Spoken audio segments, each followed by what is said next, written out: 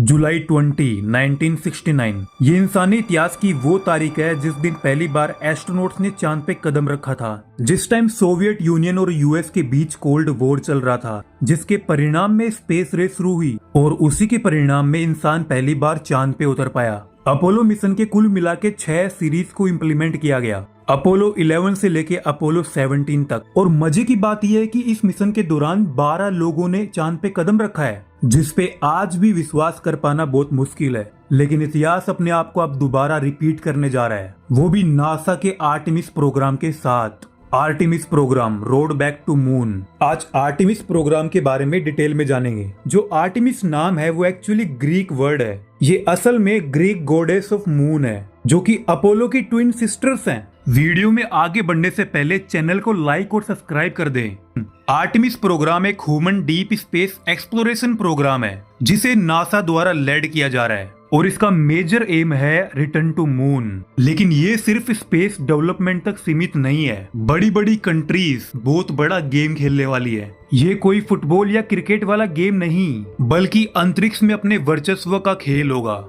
जिसमें दुनिया की सुपर पावर्स कंट्री जैसे कि America, USA, United States, China, Russia और इंडिया भी शामिल होंगे। जिसमें आज हम अमेरिका के खेल को जानने की कोशिश करेंगे। देखिए, अपोलो 11 मिशन जो 1969 से लेके 1972 तक चला था, जिस दौरान ही चांद पे ह्यूमंस ने पैर रखा था। लेकिन उसके बाद आज तक इंसान दोबारा चांद पे जा ही नहीं पाया। इसीलिए नासा ने एक नया लूनर प्रोग्राम शुरू किया, आर्टेमिस। और इस बार अमेरिका अपनी रेगुलर पकड़ बनाना चाहता है लूनर सरफेस के ऊपर। इसीलिए नासा का प्लान है कि वो अब चांद पर एक लूनर बेस बनाएंगे। दूसरी ओर चांद के लूनर बेस को स्टेपिंग स्टोन की तरह यूज किया जाएगा फ्यूचर ह्यूमन मार्स मिशन के लिए। वो दिन दूर नहीं जब हम छुट्टियां बनाने चांद पे जा पाएंगे। लेकिन इंडिया वालों ज्यादा खुश मत होना, क्योंकि अमेरिका इंडिया वालों को चांद पर नहीं लेके जाएगा। और इसीलिए कहता हूँ, अगर चांद पे जाना है तो हमारे YouTube चैनल को सब्सक्राइब करें और लाइक करें और हमें सपोर्ट करें, ताकि हम भी लूनर बेस बना पाएं।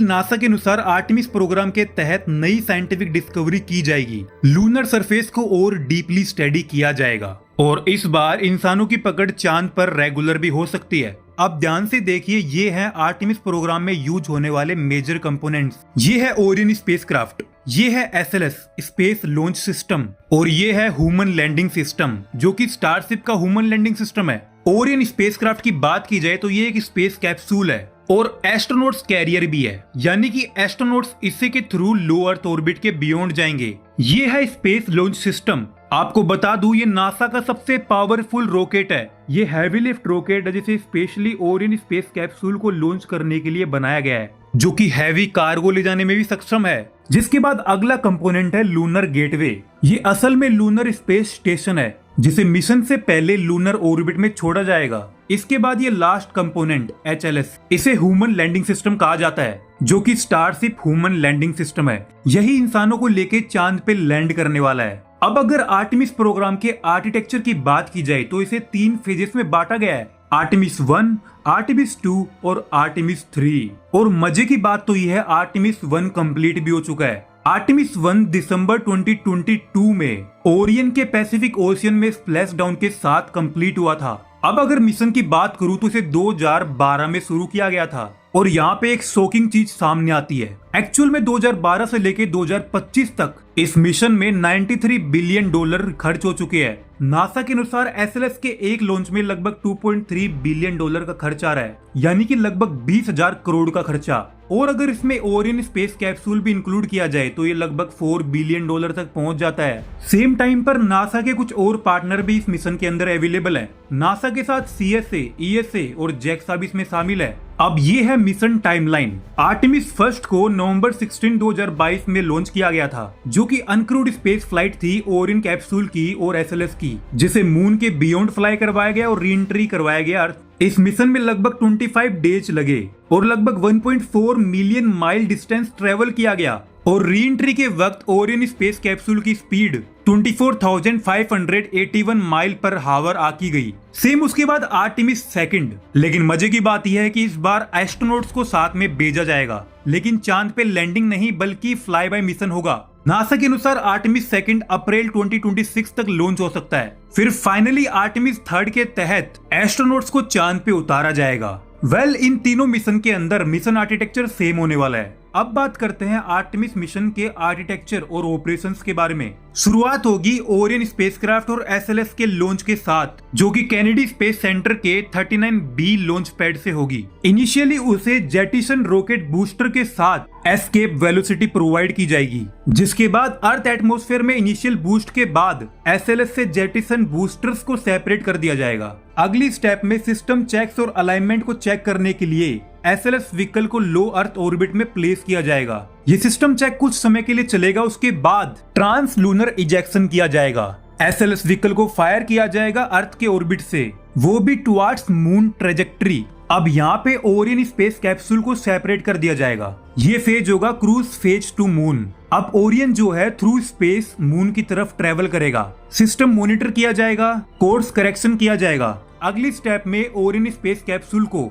लूनर ऑर्बिट में इंसर्ट कर दिया जाएगा, वो भी नियर रेक्टिलिनियर हेलो ऑर्बिट। उसके बाद ओरियन कैप्सूल का लूनर अर्थ ऑर्बिट में लूनर गेटवे के साथ डॉकिंग प्रोसेस किया जाएगा और लूनर गेटवे के थ्रू उन्हें एचएलएस में ट्रांसफर किया जाएगा, ह्यूमन लैंडिंग सिस्टम। उसके बाद ह्यूमन लैंडिंग सिस्टम के थ्रू उन्हें सरफेस साइट पर लैंड करवाया जाएगा, जिसके लिए नासा ने चांद के साउथ पोल को चुना है। अब यहाँ पे सरफेस ऑपरेशन को परफॉर्म किया जाएगा, एक्स्ट्रा व्हीकुलर एक्टिविटीज परफॉर्म की जाएंगी। एस्ट्रोनॉट्स लूनर सरफेस को एक्सप्लोर करेंगे, लूनर सैंपल्स को कलेक्ट किया जाएगा, इंस्ट्रूमेंट्स को डिप्लॉय किया जाएगा और रोवर के थ्रू मूव करेंगे। अब मजे की बात यह है कि अगली स्टेप में यहाँ पे लूनर बेस इंफ्रास्ट्रक्चर को डिप्लॉय किया जाएगा। For example habitats, rovers, ISRU, in situ resource utilisation, ताकि एस्ट्रोनॉट्स यहाँ पे लॉन्गर स्टे कर सके। ये सभी ऑपरेशन परफॉर्म करने के बाद एसेंट फ्रॉम मून परफॉर्म किया जाएगा, यानी कि दोबारा एस्ट्रोनॉट्स को लूनर ऑर्बिट में पहुंचाया जाएगा, दोबारा डॉकिंग की जाएगी और दोबारा ओरियन स्पेस कैप्सूल में ट्रांसफर किया जाएगा, जिसके बाद ओरियन स्पेस कैप्सूल अपनी पृथ्वी की जर्नी को शुरू कर देगा। पृथ्वी के पास पहुंचते ही अर्थ एटमॉस्फेयर में री एंट्री करेगा। हालांकि एंट्री के वक्त हैवी फ्रिक्शन और एयर रेजिस्टेंस के कारण बहुत ही पावरफुल ड्रैग फोर्स जनरेट होगा।